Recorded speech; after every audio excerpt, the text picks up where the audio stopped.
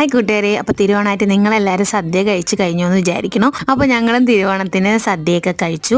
സേമിയ പായസം ആയിരുന്നു കേട്ടോ. കഴിച്ച് കഴിഞ്ഞതിന് ശേഷം നമ്മളൊരു ചെറിയ ട്രിപ്പ് പ്ലാൻ ചെയ്തിട്ടുണ്ടായിരുന്നു.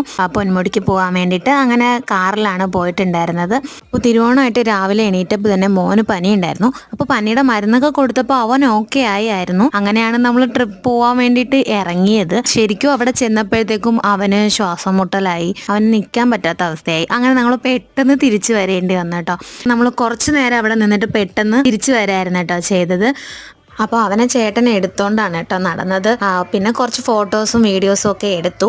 അപ്പോൾ അതുകൊണ്ട് തന്നെ അവൻ്റെ വീഡിയോ ഇതിൽ വളരെ കുറവാണ്. മോളും ഞാനും ആണ് കൂടുതലായിട്ട് ഉള്ളത്. വണ്ടിയിൽ ചെറിയൊരു വൈബൊക്കെ ആയിരുന്നു ഇത്.